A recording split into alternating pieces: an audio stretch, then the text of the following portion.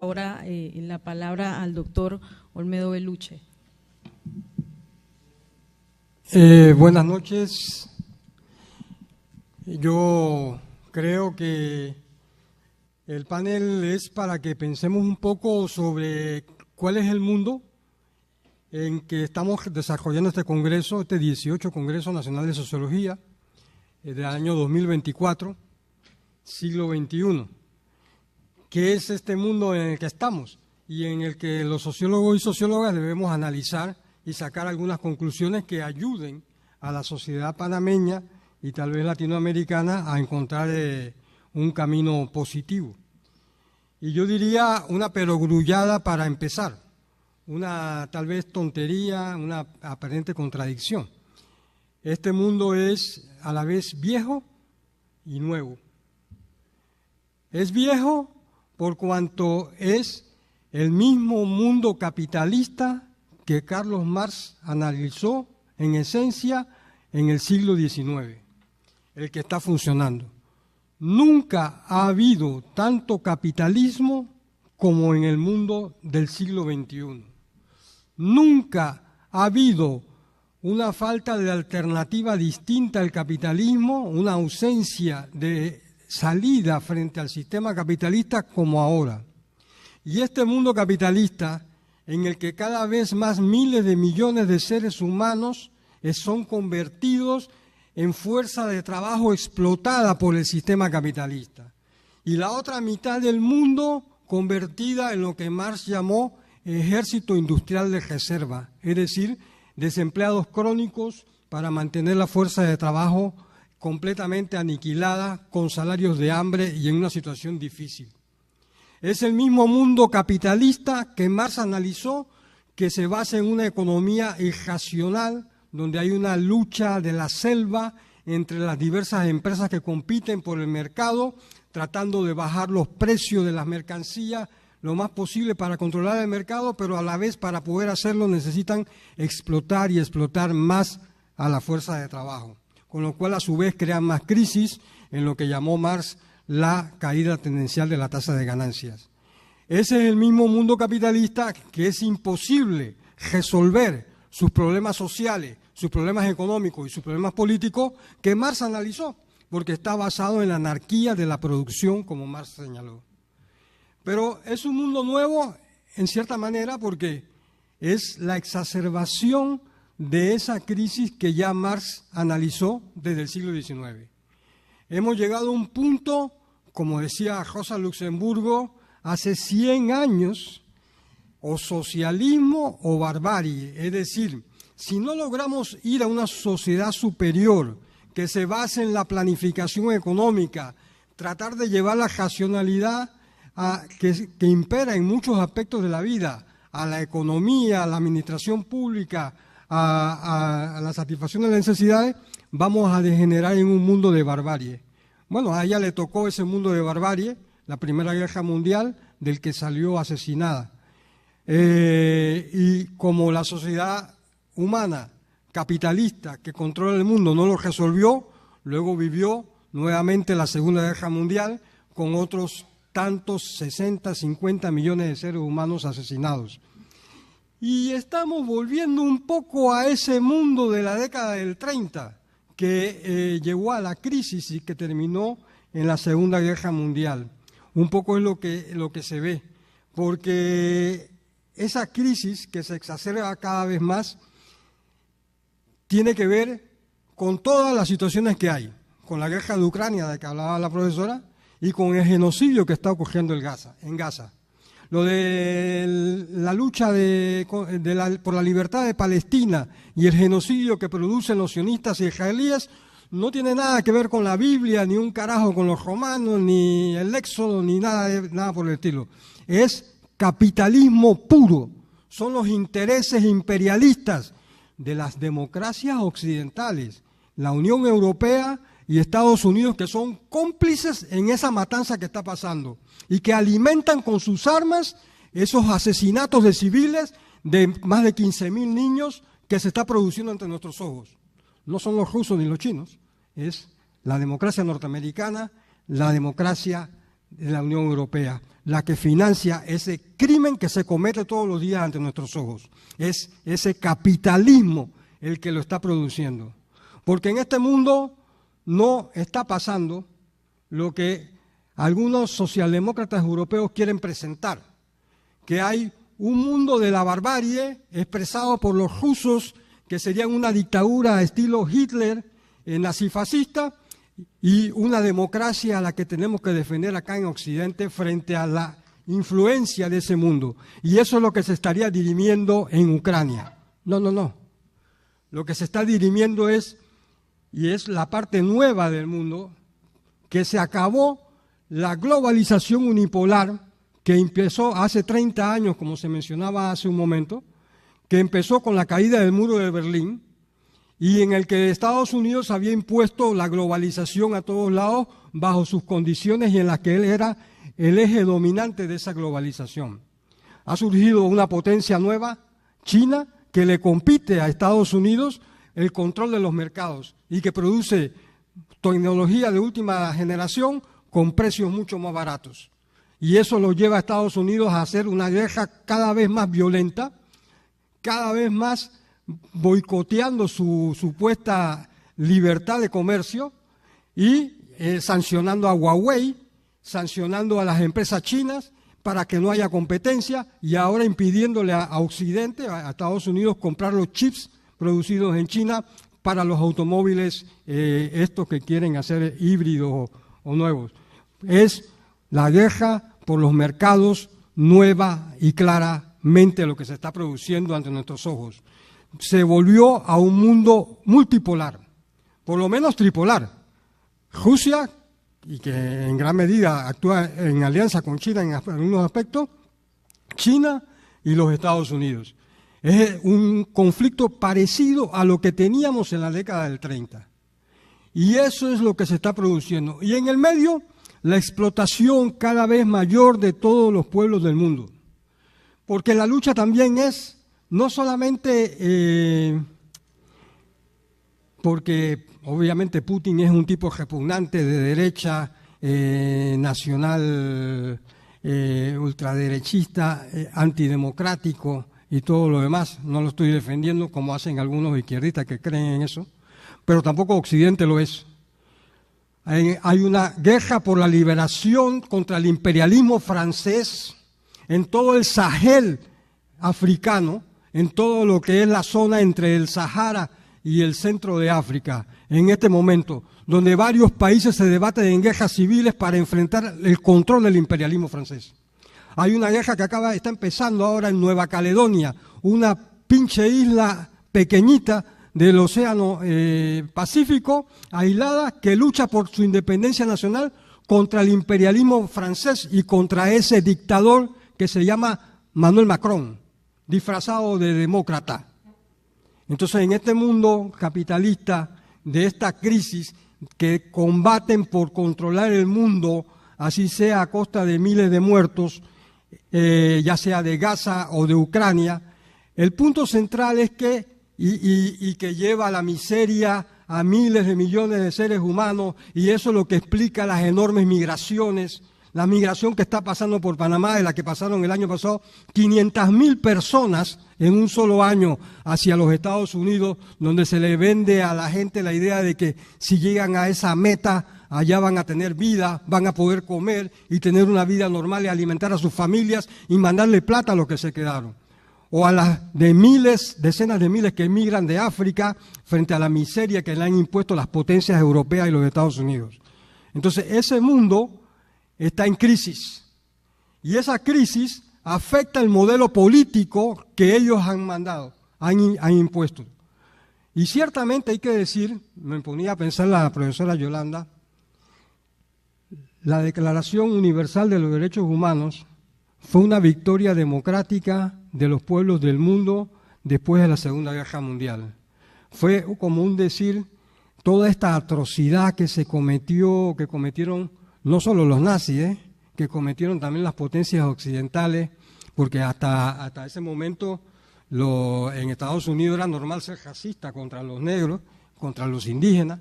Entonces, Esa declaración fue una victoria de los pueblos, como fue una victoria de los pueblos la derrota del nazismo. Como ha sido una victoria, todos los derechos democráticos de los que gozamos los seres humanos hoy no son dádivas del sistema capitalista. Hubo que lucharlos. El derecho al voto universal o el derecho al voto de la mujer, tuvo que lucharlo la clase obrera y lo planteó el movimiento socialista primero que todo el mundo. Los derechos humanos son una victoria de la derrota del fascismo, plasmada en una institución que se llama Naciones Unidas. Pero ¿cuál es el problema? En su crisis, las instituciones burguesas capitalistas, la democracia burguesa liberal, que es el modelo político con el que se ha gobernado, está en crisis porque está en crisis todo el sistema.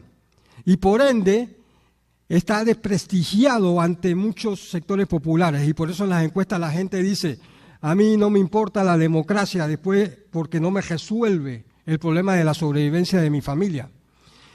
Entonces, las instituciones, inclusive Naciones Unidas, la OMS y demás, son víctimas de una campaña que lanza porque la cosa puede y va a ir a peor, que lanzan desde sectores de la ultraderecha del mundo, que se han constituido en una especie de internacional, que como bien dijo la profesora Yolanda, se han reunido en Madrid hace unos días.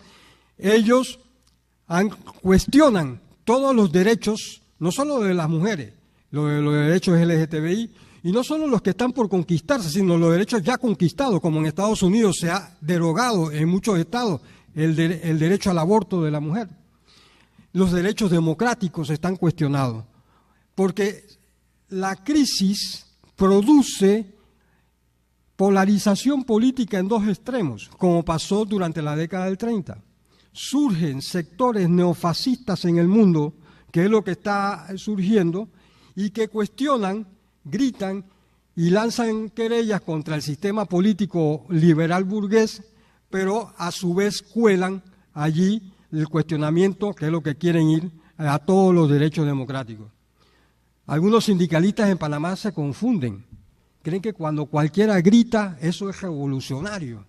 Y yo escucho a veces compañeros de izquierda que celebran a Bukele y no saben qué carajo es lo que están celebrando y dicen que son de izquierda, que son había una compañera que es abogada y supuestamente debe estar clara y estaba defendiendo que los genocidas de la OMS nos querían imponer un acuerdo de salud pública a los estados del mundo y que por suerte no lo hemos firmado y que debemos ser antivacunas porque nos están matando. La mayoría de las salas de vida están muertas porque si las vacunas matan, todos estamos aquí vacunados. Entonces, pero hay gente de izquierda que compra el discurso, pero es el discurso de la ultraderecha para acabar con los últimos vestigios de ese Estado democrático burgués, que es una transacción con las luchas populares y que tiene conquistas democráticas que han sido luchadas y alcanzadas por los sectores populares, y bajarlo hacia un sistema cada vez más totalitario. Y a eso es lo que apuntan. Entonces apuntan no solamente contra los derechos de los LGTBI, o cuando dicen la Agenda 2030, apuntan contra los derechos del movimiento sindical, porque en la Agenda 2030 están los derechos del movimiento sindical, la libertad sindical y demás. Entonces, los sectores populares a veces no se dan cuenta de ese error y son parte de esa presa de esas políticas. Yendo a las conclusiones, sin embargo, no solamente hay crisis del sistema político capitalista, no solamente hay crisis de su modelo político, no solamente la derecha tiene proyectos, sino que los pueblos luchan y resisten y logran victorias parciales, así sea. Podemos hacer la lista de América Latina de los últimos 5 años. La historia de Chile con un primer gobierno de izquierda, por más que le critiquemos a Boric, fue gracias a la lucha del movimiento estudiantil de 2018, de 2019, que empezó con una lucha contra el aumento del pasaje. El hecho de que Gustavo Petro fue nombrado por el decano, sea presidente de Colombia, fue gracias a la lucha y al sacrificio de los jóvenes estudiantes asesinados por decenas por la policía del gobierno de Duque hace 3, 4 años, que lograron por lo menos ese cambio político. El hecho de que Donald Trump perdiera las elecciones contra Biden fue gracias al movimiento de los derechos civiles de los negros que decían la vida de los negros sí importa. El hecho de que Bolsonaro perdiera las elecciones frente a Lula fue parte de la lucha contra las consecuencias de ese gobierno. Y son cosas que se están dirimiendo porque no son victorias completas. Porque el gran problema que tenemos y que no teníamos hace 100 años está en el problema del imaginario, de la conciencia por la salida política, de la convicción de la gente de que lucho para acabar con esto porque tengo una esperanza en construir esto. El socialismo, que era una alternativa muy clara a inicios del siglo XX y que permitió el triunfo de la Revolución Rusa y con ello después la extensión del socialismo como modelo a diversos lados. Pero ese modelo de socialismo real entró en crisis. Y pese a que Chávez intentó en América Latina plantear una continuación, una nueva alternativa que habló del socialismo del siglo XXI, esto ha conducido a gobiernos que, si bien han sido más eficientes en el gasto social y compartir el gasto social, lo han financiado simplemente con endeudamiento o con buenos precios de las exportaciones, sobre todo de petróleo, pero sin tocarle un centavo del bolsillo de las oligarquías financieras de nuestros países, sin meterse a hacer verdaderas reformas sociales de fondo. Entonces, también estas alternativas han ido a la crisis y estas cosas nos afectan en el imaginario de la gente. Sin embargo, la gente lucha y logra victorias parciales. Panamá es un buen ejemplo de eso.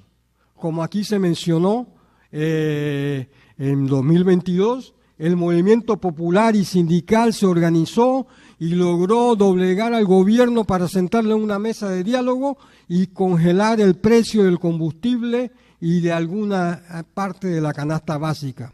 Aunque después hicieran trampa el gobierno y se saliera del acuerdo, fue doblegado y obligado. ¿Por quién? ¿Quiénes resistían? ¿Quiénes lucharon en las calles? El movimiento indígena, los sindicalistas, sobre todo los obreros de la construcción, los educadores.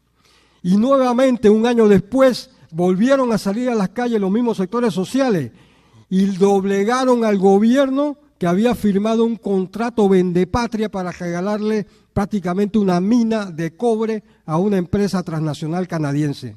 Y tuvieron que tragarse y meterse en su bolsillo ese contrato, con decenas de miles de personas en las calles protestando, sobre todo de la juventud y de los indígenas que lograron parar la economía del país por completo durante más de un mes. Entonces, bien, esas luchas son victorias. Sin embargo, no se transforma todavía en una conciencia política y eso se expresó en las elecciones, lamentablemente.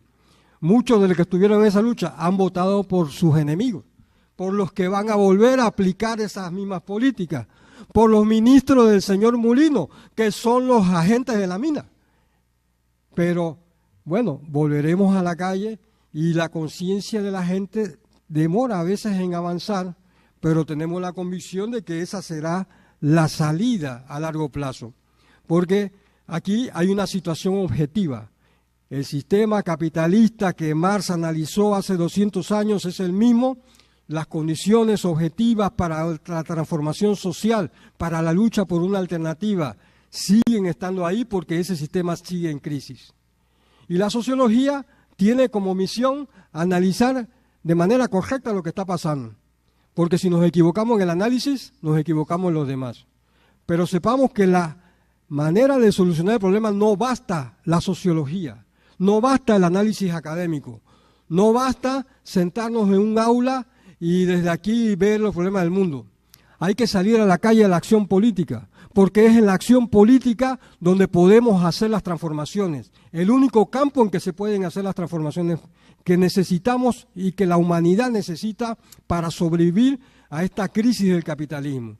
Así como dijo Rosa Luxemburgo hace 100 años, hay que volver a decirlo con claridad. o socialismo o barbarie. Muchas gracias.